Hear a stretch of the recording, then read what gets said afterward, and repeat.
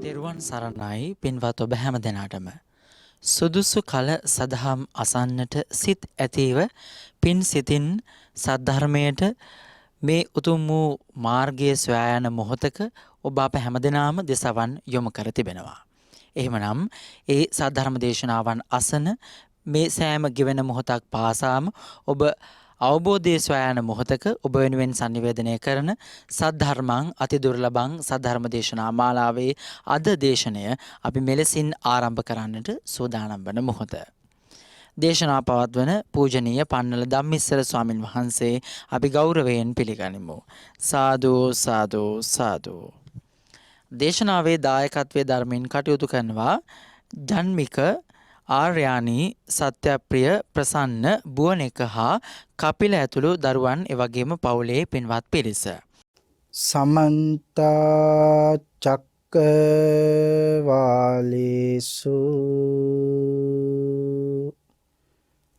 අත්‍රා ගච්ඡන්තු දේවතා සද්ධම්මං මුනි රාජස්ස සුනන්තු සග්ග මොක්ඛදං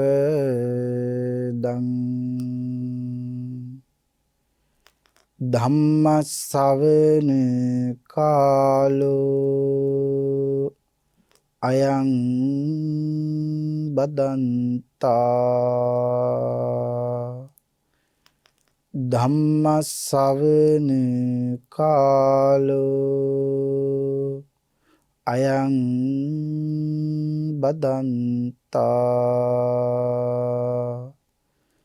සද්ධම්ම ශ්‍රවණ කාලෝ අයං බදන්තා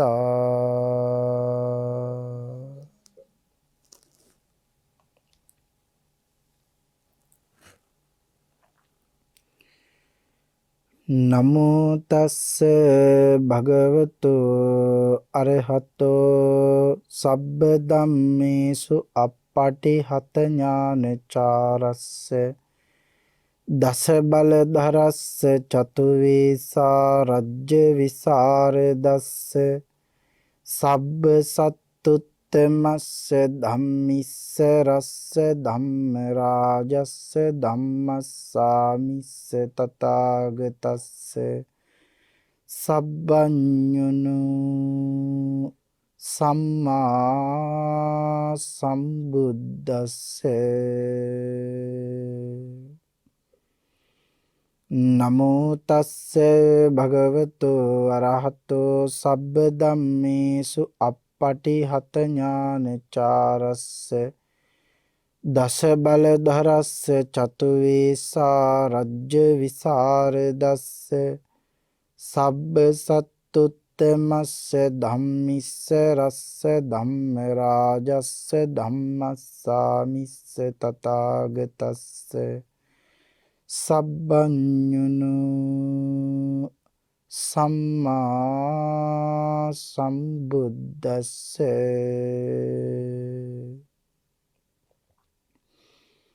නමෝ තස්ස භගවතු අරහතෝ සබ්බ ධම්මේසු අප්පටිහත ඥානචාරස්ස දස බල ධරස්ස චතු වේසා රජ්‍ය විසරදස්ස සබ්බ සත්තුත්තමස්ස ධම්මිස්ස රස්ස ධම්ම රාජස්ස ධම්මස්සාමිස්ස තථාගතස්ස සබ්බඤුනු සම්මා සම්බුද්දස්ස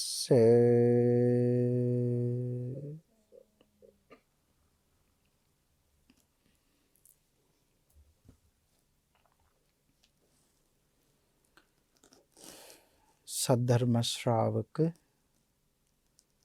කාරුණික ගුණගරුක සත්පුරුෂ බෞද්ධ පින්නතුනි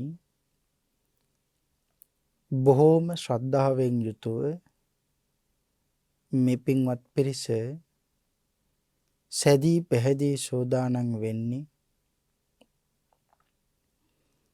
තථාගත ශාන්තිනායක සම්මා සම්බුදු රජාණන් වහන්සේ විසින් ලෝක සත්වයින් පිළිබඳ අනන්ත අප්‍රමාණ කරුණාවෙන් දයාවෙන් මෛත්‍රියෙන් යුතුව අවබෝධ කොටගෙන දේශනා කොට වදාළ අති උතුම් ශ්‍රී සද්ධර්ම රත්නයෙන් අබමල් රේණුවකටත් වඩා අඩු පුංචි දහම් කොටසක් දේශනය කරවාගෙන ධර්ම ගෞරවයේ පෙරදරි කොටගෙන දේශනාගත ධර්මයේ ශ්‍රවණය කරන්නත් එසේ ධර්ම ශ්‍රවණය කිරීමෙන් ලැබෙන අවවාද අනුශාසනා තම තමන්ගේ ජීවිතවලට එකතු කරගෙන වඩාත් නිවැරදි ඊ타මත් ධර්මානුකූල වූ මෙලව ජීවිතයක් සකස් කරගන්නත් ධර්මානුකූල වූ නිවැරදි වූ මෙලව ජීවිතයක් තුළින් පරලොව සුගතිගාමී වූ ආයතික භවගාමී ජීවිතයකින් සැනසීමේ අති උතුම් වූ පරම පවිත්‍ර චේතනාවෙනුයි සද්ධර්ම ශ්‍රවණයේ සඳහා සැදී පැහැදී සෝදානම් වෙන්නේ. පින්තුනි, මේ ලෝක ධාතුවේ පවතින සියලුම දානයන් පරාජයට පත් කරමින් දිනන්නේ තථාගත ශ්‍රී සද්ධර්ම දානමය පින්කමයි. ඒ බව වරක් අපේ භාග්‍යතුන් වහන්සේ සඳහන් කළේ සක්දෙව් මහරජාණන් වහන්සේ අමතලා. දෙවිඳුනි, සියලු දානයන් අභිභවනය කරමින් දිනන්නේ තථාගත ශ්‍රී සද්ධර්ම දානමය පින්කමයි. තථාගත ශ්‍රී සද්ධර්ම දානය මේ ලෝකයේ තියෙන අති මහත්ම වූ පින්කමයි. යම් කෙනෙක් තථාගත ශ්‍රී සද්ධර්මය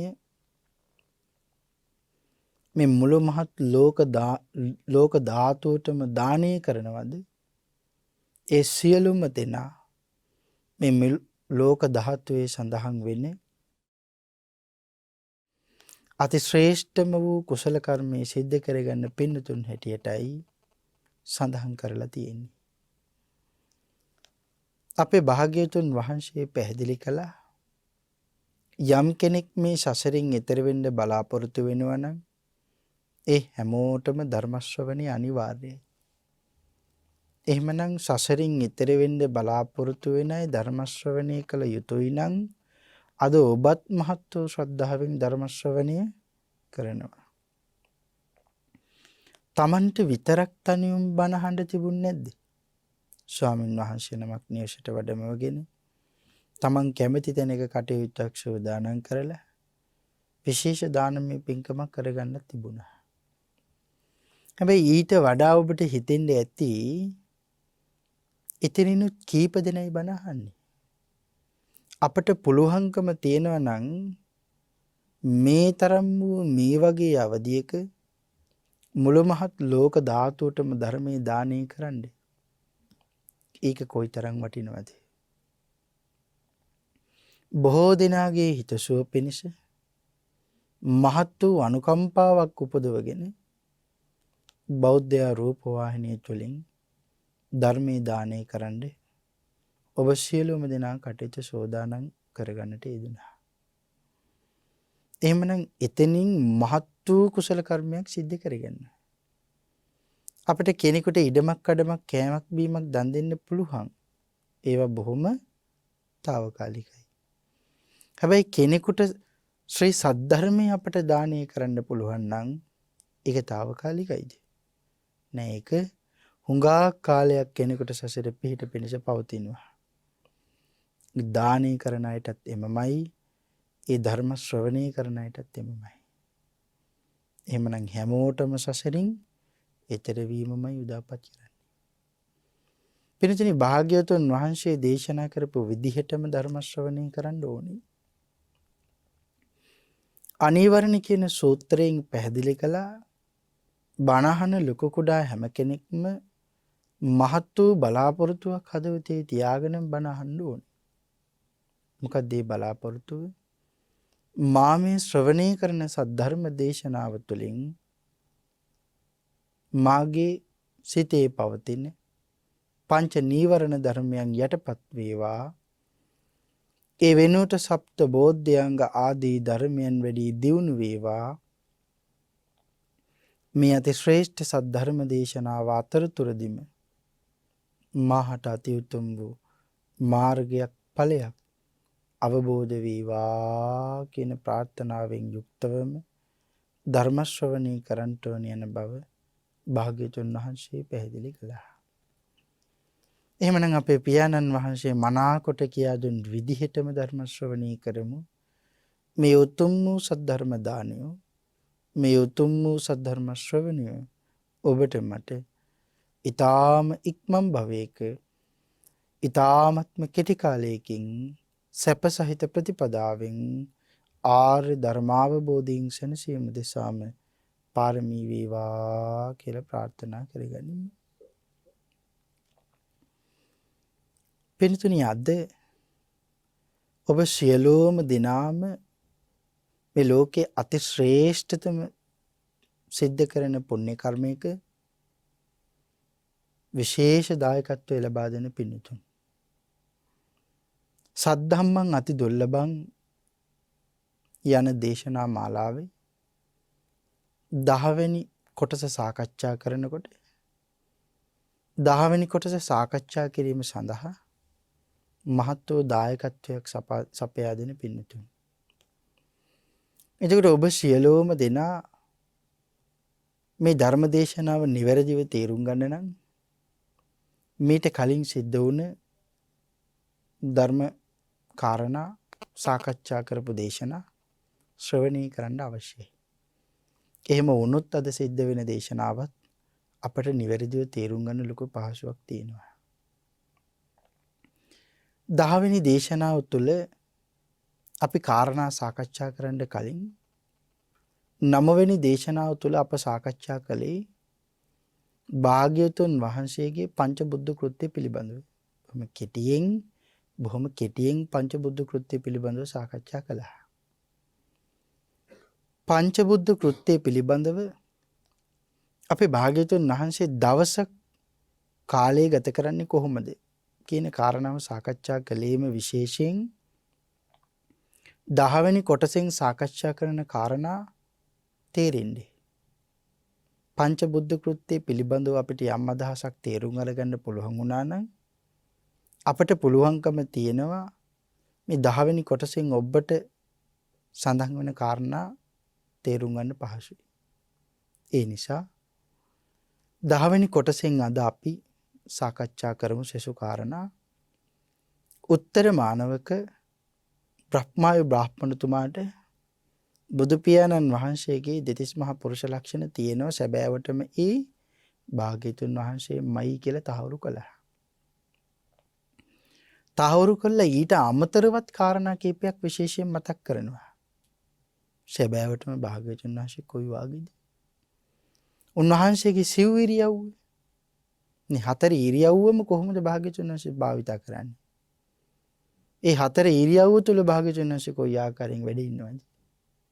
ඒ කාරණා බ්‍රහ්මායු බ්‍රාහ්මණතුමාට උත්තර මානවක කියනවා. මේ අමතර කාරණා. ඒ කියන්නේ දෙතිස් මහා පුරුෂ ලක්ෂණ තියෙනවද කියලායි බලන්න කිව්වේ. හැබැයි දෙතිස් මහා පුරුෂ ලක්ෂණම තියෙනවා ගුරු පියාණෙනි. හැබැයි ඊට අමතරව තවත් කාරණා තියෙනවා ගුරු පියාණෙනි කියලා තමයි මේ කාරණා ටික මේ සූත්‍රයේදී උත්තර මානවකතුමා බ්‍රහ්මායු බ්‍රාහ්මණතුමාට පැහැදිලි කරන්නේ. සඳහන් කරනවා බ්‍රහ්මායු බ්‍රාහ්මණතුමනි ගුරු පියාණෙනි සම්මා සම්බුදු පියාණන් වහන්සේ ගමනක් යන්න ආරම්භ කරපුවාම ඉස්සෙල්ලාම ඉදිරියට තියන්නේ දකුණු සිරිපා මණ්ඩලය. ගමනක් යනකොට ඉස්සෙල්ලාම පෙරට තියන්නේ දකුණු සිරිපා මණ්ඩලය කියලා සඳහන් කරනවා. ඒ වගේම භාග්‍යවතුන් වහන්සේ ගමන් කරනකොට ඊතා දුර පාදේ තියන්නේ නැහැ. එහෙනම් ඊතා දුර තියන්නේ කියනකොට අපිට හිතෙනවා ඊටමත් ළඟ හිනම් පාදේ තියෙනවාද? දුර තියන්නේ නැත්නම් ඊටමත් ළඟින් තියන්නේ නැහැ. ඒකට ඊටාම හිමින් යන්නෙත් නැහැ. ඊටාම වේගෙන් ගමනක් යන්නේ නැහැ. කාටවත් තේරුම් ගන්න බෑ භාග්‍යවතුන් වහන්සේ කොයි වාගේද ගම් කරන්නේ කියලා. ඊළඟට සඳහන් කරනවා අනිත් අයව අතහැර දාලා දුවනවා වගේ වේගෙන් පියවර තියන්නේ කියලා. දැන් අපි හිතමුකෝ අපි පුංචි ළමයි ලොකු දෙයකට බය වුණාම මොකද වෙන්නේ? දුවනවනේ. හිතන්නකෝ රාත්‍රී 8ට විතර වගේ පොඩි ළමයි එළියට එනවා. බැරි වෙලාවත් විදුලිය නැතුව ගියොත් එක පාරම ගේ ඇතුළට දුවගෙන යන වේගයක් තියෙනව නේද? පුංචි ළමයි එහෙම. එළියට ගියේ කොයි වේගයකින්ද? ඇතුළට ආවේ කොයි වේගයකින්ද? එළියට යනකොට එළියට ගියේ කොහොම හිමි. එයාලා දැනන් හිටියේ නෑනේ දැන් විදුලිය යයි කියලා. ඒකට විදුලිය නැති වෙයි කියලා දන්නේ නෑ. ඒ නිසා බොහොම පහසුවෙන් ගියා. බොහොම හිමින් ගියේ. හැබැයි ඇතුළට එනකොට එක පාරම විදුලිය නැතුව ගියපුවම රාත්‍රියට බයයි. එසකට මොකද කරන්නේ? හුඟක් වේගෙන් දුවගෙන එනවා. ඇයි බය? මේ අමනුෂ්‍යයෝ යක්ෂ රාක්ෂ ප්‍රේත ආදී අය ඇවිල්ලා අපිව අල්ලගෙන යයි කියලා බයයි. එතකොට එතන තියෙන ළමයින්ට ජීවිත තණ්හාව නෙවෙයිද? මම මැරෙන්න කැමතිද? මැරෙන්න කැමති නෑ. ඒකට මැරෙන්න කැමති නිසා ජීවිත තණ්හාව තියෙනවා. එතකොට හිතන්නකෝ පුංචි කාලේදීම ජීවිත තණ්හාව තියෙනවා කිව්වහම එච්චර පුංචි කාලේදීත් මැරෙන්න බයයි අපි හැමෝම. පුංචි කාලේදී මැරෙන්න බය අපි වයසට ගියපුවම කොයිතරම් බය වෙනවද? අන් එක හිතන්නකෝ. මොකද පුංචි කාලේදී අපට වැඩි කෙලෙස් නෑ. තියෙනවා කෙලෙස් අඩුයි. හැබැයි වයසින් වැඩි වෙන්න මේ ලෝකයේත් එක්ක අපි ගනුදෙනු කරන්න මොකද වෙන්නේ? මේ ලෝකේ ඉන්න කෙලෙස් ගතිය අපට වැඩි වෙනවා. ඒකට අපි හිතමුකෝ වයස අවුරුදු 100ක් ජීවත් වෙලා මැරලා යන කෙනා. බොහෝ විට ඒ කියන්නේ මට තව අවුරුදු 10ක් ජීවත් වෙන්න තියෙන නම් හොඳයි කියලා. ඊතරම් බයයි. හැබැයි මනාලෙස ධර්මයේ ප්‍රගුණ කරපු අය මරණ සතිය ප්‍රගුණ කරපු අය මැරෙන්න බයයිද? කවදාකවත් මැරෙන්න බය නෑ. ඇයි? ඒගොල්ලෝ මරණය ප්‍රගුණ කරලා තියෙන නිසා. එහෙනම් ජීවිතුන් අතර ඉන්නකොට මරණ සතිය ප්‍රගුණ කරන්න. හරි විශේෂයි භාවනාව. එමනම් මේ මම සඳහන් කරන්න ආවේ භාග්‍යවතුන් වහන්සේ වේගෙන් පියවර තියන්නෙත් නෑ හරියට අනිත් අයව අතහැරලා දාලා පැනලා දුවනවා වගේ. එහෙම යන්නෙත් නෑ.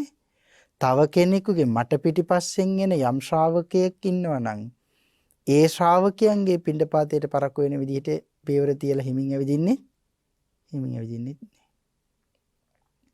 ඊළඟට සඳහන් කරනවා ධනහිස ගැටමින් ගමන් කරන්නෙත් නෑ. ඒ කියන්නේ හප්ප ධනිස් දෙක හප්ප ගමන් කරන්නෙත් නෑ. භාග්‍යවතුන් වහන්සේ. ගොප්පැටේ ගැටමින් ගමන් කරන්නෙත් නෑ. කකුලේ තියෙනවනේ ගොප්පැටේ. ඒක ගොප්පැටේ ගැටෙන විදිහට ගමන් කරන්නෙත් නෑ. එතකොට ඊළඟට සඳහන් කරනවා භාග්‍යවතුන් වහන්සේගේ ශ්‍රීපා මණ්ඩලයේ කලවා ප්‍රදේශයේ උඩට ඔසවන්නේ නැහැ. කලවා උඩට ඔසවන්නේ නැහැ භාග්‍යවතුන් වහන්සේ. එතකොට උඩට ඔසවන්නේ නැත්තම් බිමට තියන්නෙත් නැහැ. ඒක ඉතින් අපිට අදහන්න පුළුවන්ද? ඉතින් අපි යනකොට කොහොමද කකුල උඩට ඔසවනවා, ආයි බිමින් තියනවා. ඒකට භාග්‍යවතුන් වහන්සේ මේ භාග්‍යවතුන් වහන්සේගේ මේ මහා පුණ්‍ය කර්මයන් මේ සංසාරේ කරපු නිසා උන්වහන්සේට මේ ඉබේ ලැබෙන ප්‍රාතිහාර්ය ස්වභාව ධර්මයෙන් උන්වහන්සේට දානය කරපු කාරණා. ඉතින් මේ කිසි කාරණාවක් උන්වහන්සේ පින් කරපු නැති නිසා ලැබපු දේවල් එහෙම මේ උන්වහන්සේගේ සතපුඤ්ඤ ලක්ෂණ නිසා ලැබෙන දේවල්. ඊටකට සඳහන් කරනවා ඊතා තදින් පොළවට සිරිපා මණ්ඩලේ තියන්නෙත් නෑ. එතකොට වෙවුලන්ඩ වගේ මේ මහ පොළවේ පියවර මණ්ඩලේ තියන්නෙත් නෑ. සමහරවිට අපිට කේන්ති යපුවාම මහ පොළොවට වැරෙන් අයින්නවා කියලා කියන්නේ. තදින් අපි ඇඩිය තදින් තියෙනවා. අපි එහෙම නැද්ද? අපිට ලොකු වේගයක් කරගන්න ඕන නම් හුඟක් දුර දුවන්නේ. තදින් පොළොවට කකුලෙන් එනලා තදින් ඇඩිය තියලා වෙවුලුවමින් දුවන්න පටන් ගන්නවා. අපි තරුණ කාලේ ඒව කරන්න ඇති. දැන් වයසට ගියාට. ඒකට සඳහන් කරනවා භාග්‍යවතුන් වහන්සේ මොනම කාලයකදීවත් මේ විදිහට පියවර මණ්ඩලයේ වෙවුලුවමින් තියන්නේ නැහැ කියලා. ඊ타ත්ම පහසුවෙන් තමයි සිරිපා මණ්ඩලයේ මේ මහ පොළොවේ තියන්නේ. උන්වහන්සේ දහඩිය වගුරුවමින් ගමන් කරන්නේ නැහැ. අපිට කොයිතරම් දාඩි දානවද? හැබැයි භාග්‍යවතුන් වහන්සේ කිසිම මොහොතක දහඩිය වගුරුවමින් ගමන් කරන්නේ නැහැ කියන කාරණාව සඳහන් කරනවා. අපි කිලෝමීටරයක් දුර ඇවිදගෙන ගියොත් අපේ ඇඟේ තියෙන උෂ්ණත්වය වැඩි වෙලා මොකද වෙන්නේ? දහඩිය වැగిරෙනවා. ශරීරයෙන් කොයි ප්‍රදේශවලින් දහඩිය වැగిරෙනවද? නමුත් භාග්‍යවතුන් වහන්සේගේ දහඩිය ගලන්නේ දහඩිය වැగిරෙන්නේ නැහැ කියලා සඳහන් කරනවා. දහඩිය වගුරුවමින් ගමන් කරන්නේ නැහැ. කාය බලය දැනෙන්නේ නැති වෙන්නයි භාග්‍යවතුන් වහන්සේ ගමන් කරන්නේ. කාය බලය දැනෙන්නේ නැති වෙන්නේ ගමන් කරනවා කියන්නේ මොකද්ද? අපි දැන් කකුල උස්සලා තියෙනකොට අපි බලෙන් උස්සලා තියන්නේ. එහෙම නෙවෙයිද? අපි බලෙන් උස්සලා තියන්නේ. එතකොට භාග්‍යවතුන් වහන්සේ කාය බලය දැනෙන්නේ නැති වෙන්නයි ගමන් කරන්නේ. උන්වහන්සේ කොයිතරම් පින්වන්තයිද මේ කාරණා විග්‍රහ වෙනකොට. එතකොට සඳහන් කරනවා භාග්‍යවතුන් වහන්සේ ගමන් කරද්දී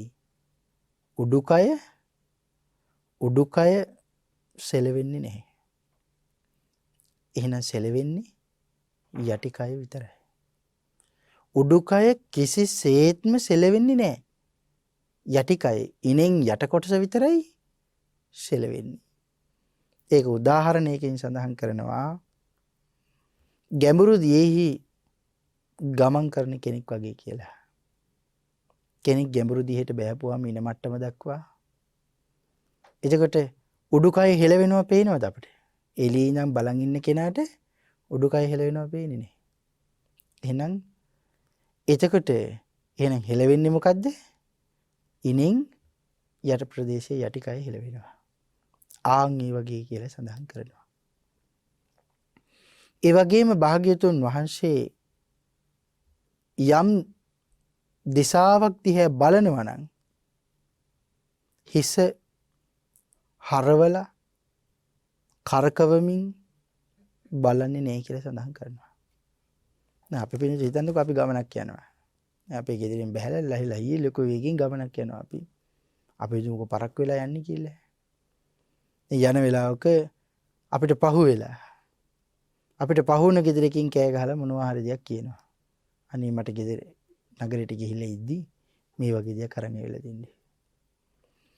එතකොට අපි බලනවා කවුද මේ කෑ ගහන්නේ මට. එතකොට අපි බලන්නේ කොහොමද? බෙල්ල කඩාගෙන අනිත් පැත්ත හැල්ලා බලනවා. එතකොට බෙල්ල හරවනවා. ඇඟ හරවනවද? නෑ ඇඟ හරවන්නේ. බෙල්ල ටිකක් කඩවම් කරලා බලනවා. එහෙම නැත්නම් බෙල්ල පුළුවන් උපරිමයෙන් හරවලා ඒත් බලනවා. මුළු ඇඟම අපි හරවන්නේ නෑ. මුළු ඇඟම හරවනවා නම් හරවන්නේ ඒත් බොහොම කලාතුරකින්. සහ මුළු ඇඟේම ඔක්කොම ටික හරවන්නේ නෑ. බෙල්ල හරවලා බැරිම තැන ටිකක් විතර අපි අපේ ශරීරේ චුට්ටක් අඩවම් කරනවා. එහෙමත් බැරි නම් තවත් උපරිමයෙන් ශරීරය අඩවම් කරනවා. මුතු අපි කවදාකවත් මුළු ශරීරයේම අනිත් පැත්ත හැල්ල බැලුවද? නෑ කවදාකවත් කරේ නෑ. එහෙනම් භාග්‍යවතුන් වහන්සේ කොයි විදිහද යම් දිහාවක් භාග්‍යවතුන් වහන්සේට බලන්න ඕන වුණා නම් මුළු ශරීරයේම හරවලා බලනවා. එන මුළු ශරීරයේම හැරවෙනවා. හරියට කොයි වගේද? සඳහන් කරනවා ඇතෙක් හැරිලා බලනවා වගේ කියලා. ඇතාට පිටිපස්ස බලන්න ඕන වුණොත් එයා මොකද කරන්නේ? එයා මුළු ශරීරයම හරවනවා. දැකලා නැද්ද? එයා මුළු ශරීරයම හරවනවා. පොඩ්ඩක් බෙල්ල හරවලා නතර වෙන්නේ නැහැ. ඒකෙදි කියනවා මොකක් කියලාද කියන්නේ? නාගාපලෝකණය කියලා. කොයි තරම් විශේෂයිද මේ නාගාපලෝකණය? උදාහරණයක් සඳහන් කරනවා මේ මාර තජ්ජනීය සූත්‍රයේ. කකුසඳ බුදුරජාණන් වහන්සේට හිටියා විදුර කියලා මහා ශ්‍රාවකයන් වහන්සේ නම. අපි වෙනතුන් අහලා තියෙනව නේද මාර තජ්ජනීය සූත්‍රය? මාර තජ්ජනීය සූත්‍රය කියන්නේ මොකද්ද? අපේ මුගලන් මහරහතන් වහන්සේ තමන් වහන්සේගේ කුටිය ඇතුලේ වාඩි වෙලා බොහොම සමාධියෙන් වැඩ ඉන්නවා. උන්වහන්සේට භාවනා කරන්න අපහසුයි. මොකද මේ කුසේ ලෙඩක් වගේ දැනෙනවා. බොහොම දීර්ඝ සූත්‍රයක්. සාරේ විතරයි මේ බොහොම කෙටියෙන් කියන්නේ. උන්වහන්සේට හරි අපහසුයි. දෙතුන් වතාවක්ම උන්වහන්සේ පහසුවෙන් ඉඳ හැදුවා. නමුත් පහසුවක් දෙන්නේ නැහැ. උන්වහන්සේ පස්සේ උන්වහන්සේගේ කුසතුලට උන්වහන්සේ ගිහින් බලනවා. මොකද මේ වෙලා තියෙන්නේ කියලා. මොකද උන්වහන්සේ 이르දි බලලාභින් අතරින් අගතන්තර ලැබලා ඉන්නේ. බලනකොට කවුද මේ කුස කලඹන්නේ? පවිටු මාරයා. පාපිෂ්ඨ මාරයා. ඒ වෙලේ මතක් කරනවා පාපිෂ්ඨ මාරය මමත් එක් කාලෙක මාරයෙක් වෙලා හිටියා.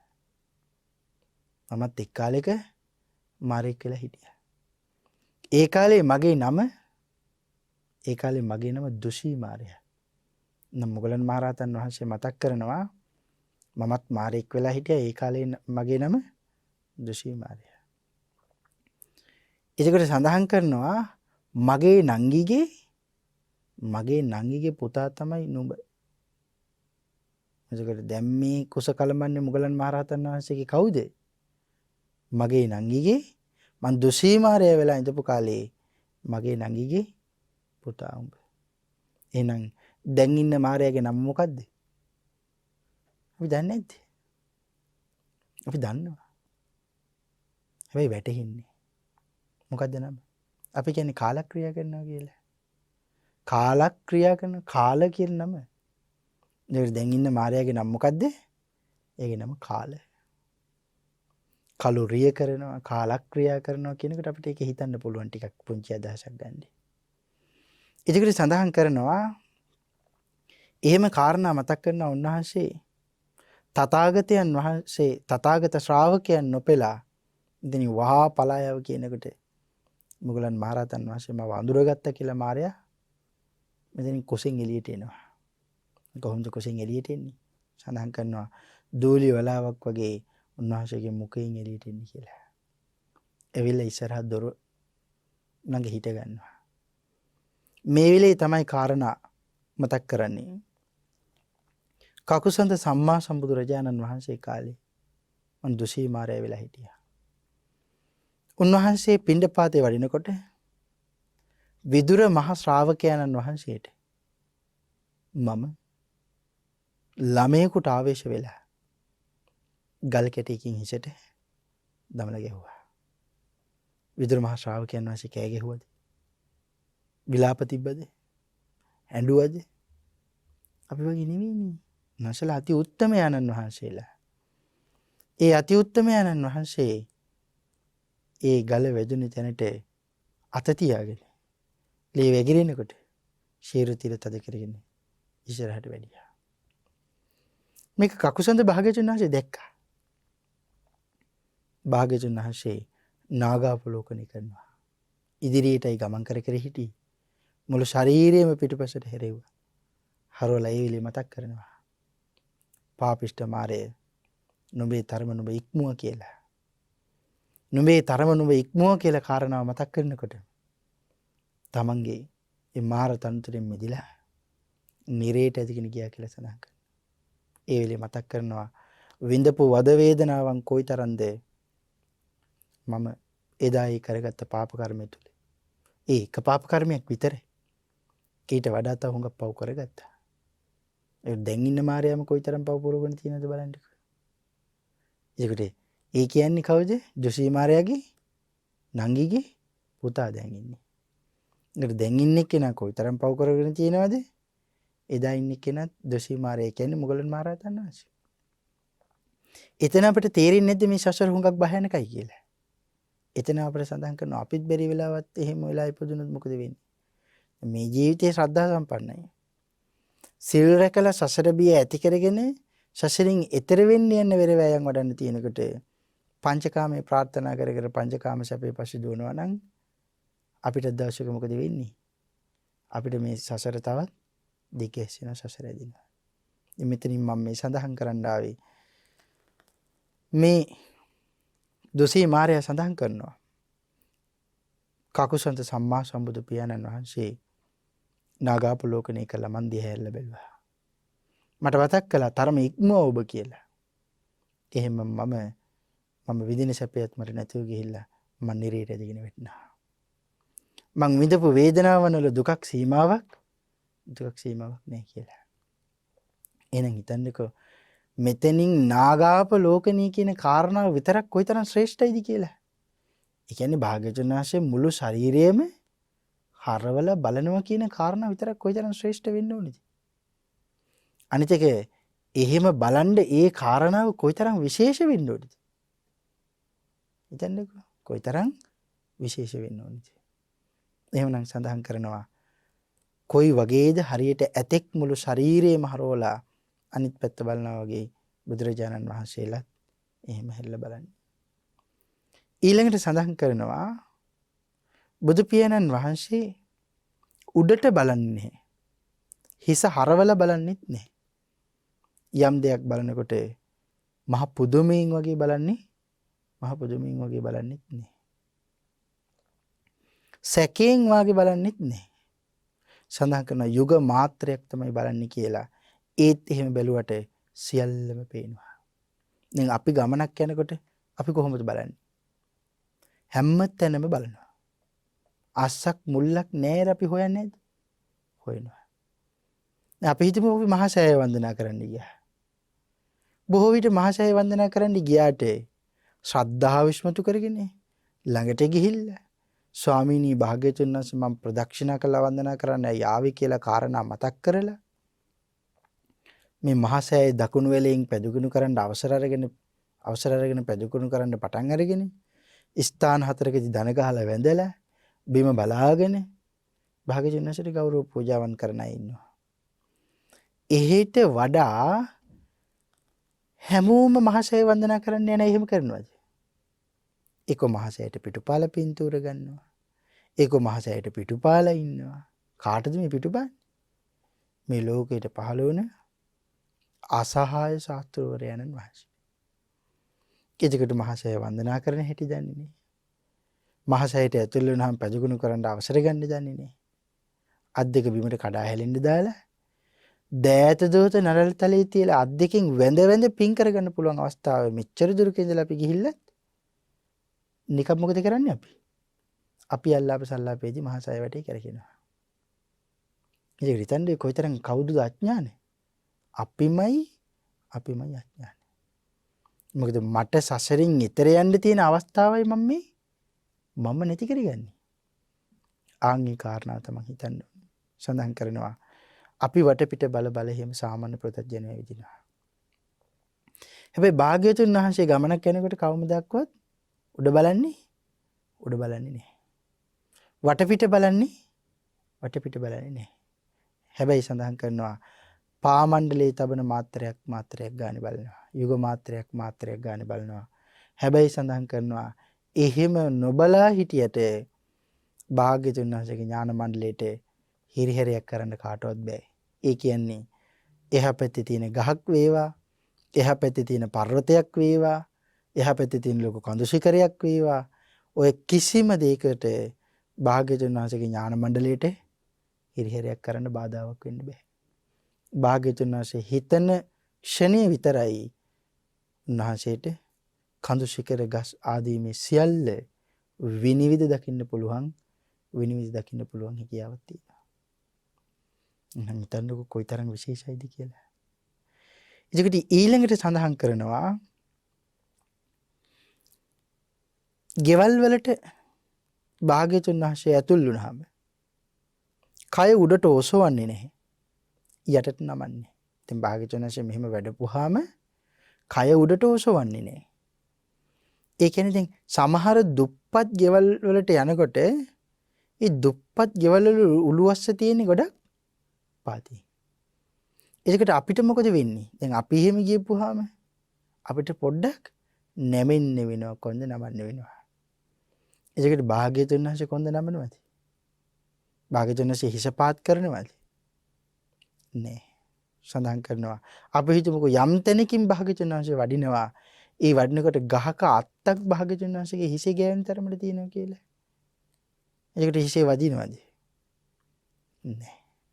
සඳහන් කරනවා එක්ක ඒ ගහේ අත්ත වෙන පැත්තකට නැමෙනවා. එහෙම නැතිනම් ඒ ගහේ අත්ත උස යනවා. එහෙමනම් ඒ කාරණාවමයි උළුවස්සට. එක්ක භාග්‍යවතුන් වහන්සේ ඉන්න තැන පොළොව යට යනවා. එහෙම නැතිනම් භාග්‍යවතුන් වහන්සේ ඒ ඉන්න තැන දුප්පත් ගේ අහිංසක දුප්පත් මිනිසයාගේ ගේ ඇතුළට යනකොට ඒ උළුවස්ස භාග්‍යවතුන් වහන්සේගේ තරමට සෑහෙන උස යනවා. උන්වහන්සේට ඇතුළට පහසුවෙන් යන්න පුළුවන් වෙන විදිහට හැදෙනවා. එහෙමනම් සඳහන් කරනවා යම් කිසි ගෘහයකට හෝ භාග්‍යවතුන් වහන්සේ ඇතුල් වුණාම කය උඩට ඔසවන්නෙත් නැහැ, යටට නමන්නෙත් නැහැ. කය තදින් බිම තියන්නෙත් නැහැ. වේවුලුවමින් කය හසුරවන්නෙත් නැහැ. තවත් කාරණා සඳහන් කරනවා. දැන් මේ උත්තර මානවක භාග්‍යවතුන් වහන්සේ ඇසුරේ හෙවණැල්ල වගේ මාස ගාණක් හිටියා. ඒ නිසයි මේ සියලු කාරණා දන්නේ. මේ සියලු කාරණා බුදු පියාණන් වහන්සේ ළඟ ඉඳගෙන හුඟක් හෙව්වා. බුදු පියාණන් වහන්සේ ළඟට මෙයා ගියේ නිකන්ද? නෑ, උත්තර මානවකයව යවුවේ බ්‍රහ්මාවේ බ්‍රාහ්මණතුමානේ. එතකොට බ්‍රහ්මාවේ බ්‍රාහ්මණතුමා කිව්වේ ඇත්තටම බුදුරජාණන් වහන්සේද කියලා දැනගෙන ඉවිල්ලා මට කියන්න. එතකොට ශිෂ්‍යයා ගුරුවරයා කිව්ව විදිහටම කරන්න ඕනේ. එතකොට ඒ නිසා ශිෂ්‍යයා බුදු පියාණන් වහන්සේ ළඟට ඇවිල්ලා හොයනවා මේ හැම කාරණාවක්. කොච්චර හොයන්න පටන් ගත්තද කියනවා නම් මුළු නගරේ ඉඳපු සියලු මිනිස්සු දැනගත්තා කියලා සඳහන් කරනවා. උත්තර මානවක ඇවිල්ලා ඉන්න බුදු පියාණන් වහන්සේ ගැන පැහැදෙන්නේ නෙවෙයි, භාග්‍යතුන් වහන්සේ ගැන හොයන්න කියලා. ඉතින් භාග්‍යතුන් වහන්සේ දානෙට වඩිනකොට මොකද කරන්නේ? මිනිස්සු පළමුවෙන් භාග්‍යතුන් වහන්සේට ඇවිල්ලා දානට ආරාධනා කරපුවාම උත්තර මානවක ළඟට ගිහිල්ලා ආරාධනා කරනවා බුදු පියාණන් වහන්සේ දානේ වළඳලා ඉවරනම ආහාර ගන්න අපේ නිවසට ඔබත් එන්න කියලා.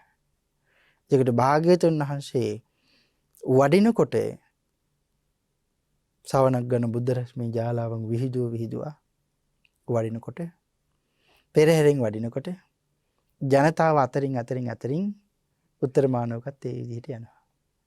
භාග්‍යවතුන් වහන්සේ ධම්සභාවේ ගිහිල්ලා දානශාලාවේ වැඩ ඉන්නකොට උන්වහන්සේ දාන වළඳන හැටි හරි අපූර්වට බලාගෙන ඉන්නවා. සේරම කාරණා බලාගෙන. ධර්මයේ දේශනා කරනකොටත් ළඟටම වෙලා ඉඳගෙන බණත් හොඳට අහනවා. අහනකොට අනිත් අය දිහත් බලනවා. අනිත් අය කොහොමද මේක අහන්නේ? ඒකට අනිත් අය හරියට අහනවද? ඒකට ඒක අනිත් අයට අපහසුයක් විදිහටද බුදුරජාණන් වහන්සේ බණ කියන්නේ? උන්වහන්සේටත් අපහසුවක්ද? මේ ඔක්කොම ඔහු මනිනවා. සේරම පරීක්ෂා කරනවා. එහෙම පරීක්ෂා කළා තමයි මේ දැනගත්ත සියලු කාරණා තමයි මේ ගිහිල්ලා කාටද කියන්නේ? තමන්ගේ ගුරුවරයාට. තමන් තවත් මතක් කරනවා භාග්‍යවතුන් වහන්සේ ආසනයේ වාඩි වෙනකොට ඊතා දුරින් වාඩි වෙන්නෙත් නැහැ, ඊතා ළඟින් ආසනයේ වාඩි වෙන්නෙත් නැහැ. ඒ කියන්නේ දැන් අපි ආසනයක් ළඟට ගියපුවාම වාඩි වෙන්න අපි කැරකිලා ඉඳගන්නේ නේද? ඉස්සරහටම ගිහිල්ලා ඉඳවන්න බෑනේ. අපි ආසනයක් පුටුවක් ළඟට ගියපුවාම අනිත් පැත්ත හැරෙනවා, ඊට පස්සේ ඉඳ ගන්නවා. ඒකට සම්මා සම්බුදු පියාණන් වහන්සේ අපි එහෙම ඉඳ ගන්නකොට සමහරවිට වයසක කෙනෙක් නම් මොකද කරන්නේ? හැරමිටියක ආධාරයෙන් එතෙන්ට ගිහිල්ලා පුටුවේ ඇඳ අල්ලගෙන වාඩි වෙනවා. එහෙම නැතිනම් තවත් සමහරක් අය ඉන්නවා පුටුව ළඟට ගිහිල්ලා පුටුවේ වාඩි වෙනකොට කොටසක් නමන ගමන් මේ ශරීරය පරිණති කරනවා. ඒ කියන්නේ පුටුවට වැටෙනවා ඉබේ. එහෙමත් ඉන්නවා. අපි දුක හාන්සි පුටුවක එකක් කියලා. හාන්සි පුටුවක ටිකක් ඉඳගත්තාම ඉතිරි ටික අපි මොකද කරන්නේ? ශරීරයේ ඉතිරි කොටස පරිණති කරනවා. එතකොට මොකද වෙන්නේ? පරිණති කරපු ගමන් මේ පුටුවට අපි වැටෙනවා. එතකොට අපි එහෙම වාඩි වෙනකොට අසුන් ගන්නකොට භාග්‍යතුන් වහන්සේ එහෙම අසුන් ගන්නේ? එහෙම අසුන් ගන්නේ.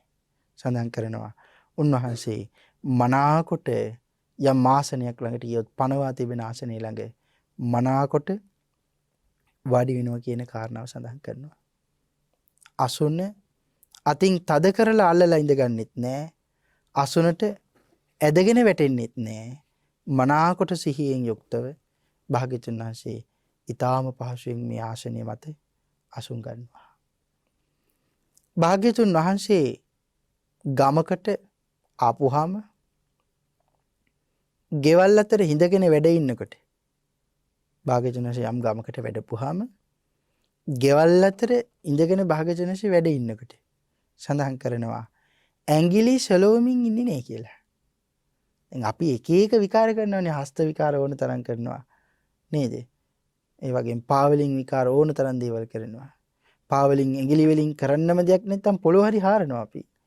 එහෙම හරි කරන්නේ නැද්ද? එහෙම හරි කරනවා. එහෙම බැරි නම් එතන පොළොවක් නැතිනම් අඩුම තරමේ අපේ අනිත් අතේ තියෙන ඇඟිල්ලෙන් එහා පැත්තේ ඇඟිල්ල අල්ලගෙන නියපොත්ත හරි දාලා අපි මොනවා හරි දෙයක් කරනවා. එක්ක ඇඟිලි ටික හොලවනවා. දැන් හිතන්නකෝ අපි දැන් නිකන් අත් දෙක බැඳගෙන ඉන්නවා දෙපැත්තට. එහෙම බැඳගෙන ඉන්නකොට එහා පැත්තේ ඇඟිලි ටික අපේ ඇඟට හරි අපිට වදිනවා. ඉන්න හෙල්ලෙනවා. අපි දන්නේමත් නැතුව හරි එක වෙනවා. එක්ක හිතලා හරි කරනවා. හැබැයි භාග්‍යතුන් වහන්සේ කිසිම මොහොතක මේ ඇඟිලි සොලෝමින් ඉන්නේ නෑ කියලා සඳහන් කරනවා. ඊළඟට සඳහන් කරනවා පාත්‍රයට ඇඟිලි වලින් අත් වලින් තට්ටු කර කර ඉන්නේ නෑ කියලා. භාග්‍යතුන් වහන්සේගේ පාත්‍රයට මේ අත්ෙන් ඇඟිලි වලින් තට්ටු කර කර ඉන්නේ නේ. දැන් පුංචි ළමයි කෑම වේලක් අම්මා කෑම මේසෙට ඉඳගන්න කියලා පිඟාන ළඟට තියෙනවා. තිබ්බහම කෑම එක බෙදෙනකන් සමහර වෙලාවට අපිට පේන්නේ නැද්ද ළමයි තමන්ගේ ඇඟිලි වලින් අර පිඟානට තට්ටු කර කර ඉන්නවා. ඒකට අපේ කිරියම්මල කිරියැත්තල ඒ කාලේ කිව්වේ නැද්ද පුතේ ওই බත් කන පිඟානට ඔහොම කරන්න එපා කියලා? එimhe කිව්වේ නැද්ද? ඇයි එතකොට ඒගොල්ලෝ එහෙම කිව්වේ? ඒක අපට ගැළපෙන්නේ නැති නිසා. එහෙනම් ඒක ඉගෙනුවේ කවුද අපට? වෙන ශාස්ත්‍රවරයෙක් නෙවෙයි. භාග්‍යතුන් වහන්සේ. එහෙනම් හිතන්නකෝ අපි කොයි තරම් කාලයක් ශ්‍රේෂ්ඨ විදිහේ සිරිත් විරිත් ගුණධර්ම සමග ජීවිතයක් ගත කළාද කියලා.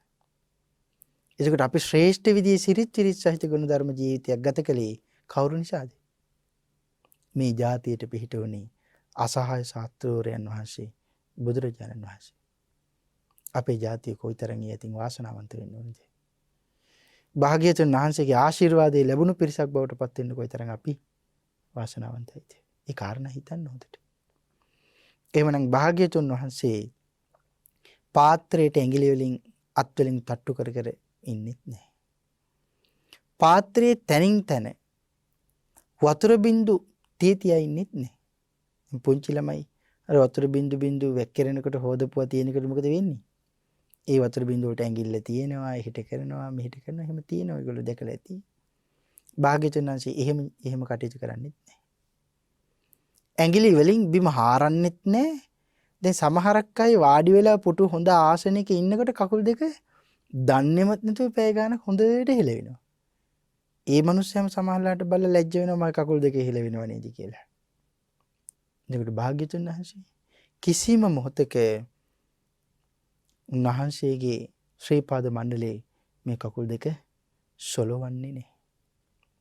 මනාකොට මහ පොළොවේ පිහිටලායි තියෙන්නේ, සොලවන්නේ නැහැ කියලා සඳහන් කරනවා. ඒ වගේම සඳහන් කරනවා කකුලක් උඩ කකුලක් දමාගෙන අසුන් ගන්නෙත් නැහැ. දැන් අපි එහෙම නෙවෙයිද? දැන් මේ 21 වෙනි සතවර්ෂේ. මේ 21 වෙනි සතවර්ෂේ අපිට එක එක හැකියාවන් තියෙනවා. දැන් අපි ප්‍රභූන් හම්බ වෙන්න යනකොට වෙනම විදිහකට ඉන්නවා. උතුමන් හම්බ වෙන්න යනකොට වෙනම විදිහකට ඉන්නවා. මෙතිවරුන් ඇමතිවරුන් හම්බෙන්න යනකොට වෙනම විදිහකට ඉන්නවා. දුප්පත් මිනිස්සු හම්බෙන්න යනකොට වෙනම විදිහකට ඉන්නවා. එතකොට සමහරලාට අපි අපේ මහන්තත්කම් පෙන්වන්න උද්දච්චකම් පෙන්වන්නත් අපි එක එක ක්‍රම විදිහට ඉන්නවා. දැන් අද ඇඳුම් අඳින්නෙත් මේ ශරීරයේ තියෙන කුණප කොට්ටාස වහගන්න කියලා නෙමෙයිනේ. මේ ඇඳුම කියන එක මේ ලෝකෙට ආවේ ඇයි? බුද්ධිමතුන් කැමති නෑ. බුද්ධිමතුන් කැමති නෑ. පින්වන්තයන් කැමති නෑ. මේ මගේ ශරීරයේ කැත දකින්න. එහෙනම් මොකද්ද මේ කැත කියලා කියන්නේ? නිර්වස්ත්‍ර වුණාම අපි ඔක්කොම හුඟක් කැතයි. එහෙනම් ආන්ගේ කැත තරමක් දුරට වහගන්න තමයි ඇඳුම් මේ ලෝකෙට ආවේ. ඒකට එහෙම ආපු ඇඳුම් අපි පාවිච්චි කරනවා නම් තවත් කෙනෙකුගේ රාගය අවුස්සන විදිහට අඳින්න ඒක කොයිතරම් හිතන්නේ ඒක කොයිතරම් පාප කර්මයක්ද? මේ විදිහට ඇඳුම් අඳින අයට. ආන් එහෙමනම් හිතන්නේ අපේ සම්මා සම්බුදු පියාණන් වහන්සේ යම් තැනක වාඩි වෙනකොට අපි වගේ අර අමුතු විදිහට වාඩි වෙන්නේ නැහැ. කකුලක් උඩ කකුලක් දාලා වාඩි වෙන්නේ නැහැ. එහෙනම් මනාකොට මේ මහ පොළොවේ පිහිටන විදිහට පාද පිහිටලා ලස්සනට වාඩි වෙලා ඉන්නවා. කකුල් දෙකේ ගොප්පැට දෙක එකට වදින විදිහට අර කතරි විදිහට කකුල් දෙක තියාගන්න අපි. එහෙම පිහිටවන්නේ නැහැ. දැන් අපිට නිරන්තරයෙන් අපි එහෙම පිහිටනවා. ඒක භාග්‍යවතුන් වහන්සේ එහෙම පිහිටන්නේ නැහැ. ඉදිරියට සඳහන් කරනවා ඊ타මත්ම විශේෂයි මේ සියලුම ලක්ෂණ කියලා. ඊ타මත්ම විශේෂයි. මේ සියලුම ලක්ෂණයන් දෙවිවරු බ්‍රහ්ම රාජයින් වහන්සේලා මේ අති උත්තමයෝ මිනිස්සු ශ්‍රද්ධාවන්තයෝ ටිකක්වත් ඇහැ අනිත් පැත්තට හරවන්න කැමති නැහැ භාග්‍යවතුන් වහන්සේ වඩනකොට. උන්වහන්සේ දකින මාත්‍රයකදී පවා අපිට නිදිමතයි කියලා. නිදිමත හරි කැඩිලා භාග්‍යවතුන් වහන්සේ දිහා බලාගෙන ඉන්න අපිට හිතෙනවා. දෙවියන් බ්‍රහ්ම රාජයින් වහන්සේලා පවා සඳහන් කරනවා ඇසපිය නොහෙලා මේ අති උත්තමයාණන් වහන්සේ දිහා බලාගෙන ඉන්නවා කියලා. උන්වහන්සේ ඉරියව් පවත්වන ආකාරයේදී. ඒකට ඒගොල්ලොන්ගේ සැපත් අතහැරලා නෙවෙයිද භාග්‍යවතුන් වහන්සේ දිහා මේ බලන් ඉන්නේ. දෙවිවරුන්ට විඳින්න තියෙන සැප අතහැරලායි භාග්‍යවතුන් වහන්සේ දිහා බලන් ඉන්නේ. එතකොට හිතන්නකො ඒ සැපේට වඩා භාග්‍යවතුන් වහන්සේ දිහා බලන් ඉන්න එක ලොකු සැපයක්. එහෙනම් සැබෑවටම උන්වහන්සේ ශාරීරිකව ජීවමානව වැඩින්නට කොහොම ලස්සනක් තියෙන්නේ නැද්ද? කොයිතරම් සුන්දර වෙන්නේ නැද්ද? මේ කාරණා තවත් බොහෝම ගැඹුරින් ගැඹුරට සාකච්ඡා කරන්න තියෙනවා. මේ කාරණා බ්‍රාහ්මණතුමාට උත්තර මානව තවත් බොහොම ගැඹුරින් සාකච්ඡා කරනවා.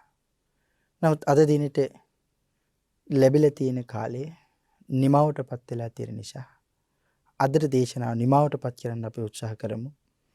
ඊළඟ ධර්ම කාරණා සාකච්ඡා කරන කොටසින් මේ කරුණ ඔබ තවදුරටත් සාකච්ඡා කරමු. ඔබ සියලු දෙනා අද දැනගත්තේ බුදුරජාණන් වහන්සේ ඉරියව් පවත්වන ආකාරයේ කොටසක් පිළිබඳව. අපිට නිකමටවත් හිතෙනවද මේ ඉරියව් භාග්‍යවතුන් වහන්සේ පවත්වන ආකාරය දිහා බලනකොට අපි කොහොම වෙන්න ඕනේද කියලා හිතෙන්නේ නැද්ද? අපි භාග්‍යවතුන් වහන්සේගේ දරුවෝ අපි භාග්‍යවතුන් වහන්සේගේ දරුවෝ නම් අපි කොහොම වෙන්න ඕනේද? බුදු පියාණන් වහන්සේ මේ ඉරියව් පවත්වන ආකාරය අපේ ජීවිතයේ එක වතාවක්වත් අපිට අරගෙන අපි ඉරියව් පවත්වන්නවත් හිතුවද? අපි හැම වෙලෙම බැලුවේ බුදුරජාණන් වහන්සේ කියලා දුන්න ක්‍රමයට වඩා අපේ මානය වැඩෙන, ඒ වගේම අපේ උද්දච්චකම වැඩෙන, අපිට මේ කෙලෙස් වැඩෙන, පංචකාමයේ වැඩෙන විදිහට අපේ ජීවිතය හදාගන්න. නිකන් හිතලා බලන්න මේ කාරණාව. අපේ ජීවිතය අපි හැම වෙලෙම හැදුවේ භාග්‍යවතුන් වහන්සේ කියලා දුන්න ක්‍රමයට වඩා පංචකාමයට ගැලපෙන විදිහට අපේ ජීවිතය හදාගන්න. දැන් ඔය ඇත්තම හිතලා බලන්නකෝ ඔය ඇත්තන්ගේ වයස කීයද කියලා. ඒකට ඔය වයස තුල තාම පංචකාමයේ ඇතිවීමක් තියෙනවද? නැහැ. එතකොට පංචකාමයේ ඇතිවීමක් නැතුව මැරිලා ගියපුවහම මොකද වෙන්නේ? තවත් සසරටමයි යදින්නේ. එතකොට මට මම්ම හතුරුකමක් කරගත්ත නෙවෙයිද? මට මම්ම හතුරුකමක් කරගත්තා. එහෙමනම් බුදු පියාණන් වහන්සේ කියලා දෙන ක්‍රමයට ජීවිතය අනුගත වෙලා කාලය ගත කළොත් ඒක කොයිතරම් පහසුද? දැන් මේ කාරණා විග්‍රහ වෙනකොට හිතෙන්න පුළුවන් උන්වහන්සේ තද කරගෙන බොහොම අමාරුවෙන් වැඩ ඉන්නවා කියලා. නෑ එහෙම නෑ. කකුල් දෙක තද කරගෙන හිර කරගෙන අත්පා මණ්ඩලයේ අමාරුවෙන් තබාගෙන එහෙම ඉන්නවා කියලා. නෑ උන්වහන්සේ බොහොම පහසුවෙන් ඉන්නේ. එහෙනම් භාග්‍යතුන් වහන්සේට අනුකූලව බැලුවොත් අපි මේ හිර වෙලා ඉන්නේ. දැන් පැහැදිලිද ඒ කාරණා? ඒ නිසා අපි දකින ක්‍රමය හැම වෙලෙම අපිව දෘෂ්ටිගත කරනවා. ඒ නිසා භාග්‍යතුන් වහන්සේ මනාලෙස කියා දුන්නා වූ ක්‍රමයට අනුගත වෙන්න තාමත් ඔබ සියලු දෙනාට පුළුවන්කම හැකියාව තියෙනවා. එhmenan සද්ධම්මං අති දුර්ලභං දේශනා මාලාවේ 10 වෙනි ධර්ම කාරණා කොටස සාකච්ඡා කරන්නේ. ඔබ සියලුම දෙනාම අතිවිශාල දායකත්වයක් ලබා දුන්නා. මේ මහත් වූ කුසල කර්මය සංසාර සාගරයෙන් එතර යාම දෙසාම ඔබ හැම දිනාටම පාරමී වේවා කියලා ප්‍රාර්ථනා කරගනිමු. මේ උතුම් වූ සද්ධර්ම දේශනාවෙහි පින්වන්ත දායකත්වයේ ජන්මික ආර්යානි සත්‍යප්‍රිය ප්‍රසන්න බුවනේක සහ කපිල මහත්මීන් ඇතුළු දුවදරුවන් සහ පවුලේ කාරුණික ගුණගරුකෝ සත්පුරුෂෝ පින්වත් පිරිස විසින් ඒ පින්වත් පිරිසේ උතුම් වූ වරමුණ පරලෝ සැපත් වන්නට යෙදුන චන්ද්‍රාලියනගේ පින්වත් මෑණියන්ට පින් පෙමිනවීමත් වික්ටර් සුබසිංහ මහත්මාණන්ට පින් පෙමිනවීමත් සංසාරගත සියලුම ඥාති වර්ගයාට ඔබෙන් මගින් අපෙන් හැම දිනාගෙන් පින් බලාපොරොත්තු වෙන සෑම සියලුම පරලෝ සැපත් ඥාතිවරුන්ට මේ සියලුම පින් අනුමෝදන් වේවා. ඔවුන්ගේ භවගාමී ජීවිත සුවපත් වේවා. සංසාර සාගරයෙන් එතරටපත් වේවා කියලා පින් අනුමෝදනා සිදු කරමු. ඒ වගේම රත්නත්‍රි ආශිර්වාදයේ ප්‍රාර්ථනාවන් සිදු කරනවා. දුවදරුවන්ට රත්නත්‍රි අනන්ත ගුණ බලයෙන් නිරෝගී චිරජීවනයේ උදාපත් වේවා. සද්ධර්ම ශ්‍රවණය කරන්න පැමිණි ඔබ සියලුම දෙනාට සංසාරගාමී ජීවිතය සුවපත් කරගෙන වහවහ ධර්මාවබෝධයටපත් වෙන්නට රත්නත්‍රි අනන්ත ගුණ බලයෙන් නිරෝගී චිරජීවනයේ උදාපත් වේවා කියලා ඔබ සියලුම දෙනාට රත්නත්‍රි ආශිර්වාදේ ප්‍රාර්ථනා කරනවා. සම්මාදිට්ඨිගත බ්‍රහ්මරාජීන් දිව්‍ය රාජයින් වහන්සේලාද මේ සියලු පින් අනුමෝදන් වේවා. අවසරයි බෞද්ධ මාධ්‍ය ජාලයේ නිර්මාතෘවර බෝධිසත්ව ගුණෝපේත දරණාගම කුසල ධම්ම මහා ස්වාමින් වහන්සේ, අවසරයි බොරලන්දේ වජිරඥාන මහා ස්වාමීන් වහන්සේ ඇතුළු රටට දැයට නිර්මල වූ පර්‍යාප්තිය දානය කරන්න වෙහෙසෙන බෞද්ධ කාර්ය මණ්ඩලයේ සෑම සිළු දිනාටමත් මේ සියලු පින් අනුමෝදන් වේවා කියලා ප්‍රාර්ථනාවන් සිද්ධ කරනවා. ධර්මදේශකයන්න් වහන්සේටද පින් පමුණවනවා. මාහට අනුමෝදන් කළ සියලුම පින් දහම් මා පැවිදි භූමියටපත් කළ ගුරු දෙගුරුන්ටත් ධර්මාර්ගයේ කියා දුන් අවසරයි පරම පූජනීය කෝරළයාගම සරණතිස්ස මගේ පින්තුන් වහන්සේටද මේ සියලු පින් අනුමෝදන් වේවා කියලා ප්‍රාර්ථනාවන් සිද්ධ කරනවා. ඒ වගේම ත්‍රිවිධ හමුදාවටත් පොලිසියටත් රණවිරුවන්ටත් සියලුම දෙනාටමත් මේ සියලු පින් අනුමෝදන් වේවා. සෞඛ්‍ය කාර්යාංශයේ හැම දිනාටම මේ පින් අනුමෝදන් වේවා. මේ දිනවල පැතිරී යන කොරෝනා වසංගත තත්වයෙන් මුළු මහත් ලෝක ධාතුවම සුවපත් වේවා කියලා ප්‍රාර්ථනාවන් අපි හැමෝම සිද්ධ කරමු. සද්ධර්ම ශ්‍රවණී කරන ඔබ සියලුම දෙනාටමත් ලංකාවාසී ලෝකවාසී හැම දිනාටමත් අපි හැම දිනාටම ඊ타ම ඉක්මන් භවයක ඊ타මත්ම කෙටි කාලයකින් සුඛ සහගත ප්‍රතිපදාවෙන් ආර්ය ධර්මාවබෝධයෙන් සැනසීම දෙසාම මේ මහත් වූ ධර්ම දානමේ කුසල කර්මියෝ පාරමී ධර්මයන් බවටම පත් වේවා කියලා ප්‍රාර්ථනා කරගනිමු. ආකාශට්ටා චුම්මට්ටා දීවානාගා මහිද්దికා පුඤ්ඤන්තං අනුමෝදිත්වා චිරන් රැක්කන්තු ලෝක සාසනන්ති දේවෝ වස්සතු කාලේන සස්ස සම්පatti හෝතු ච පීතෝ භවතු ලෝකෝ ච රාජා භවතු ධම්මිකෝ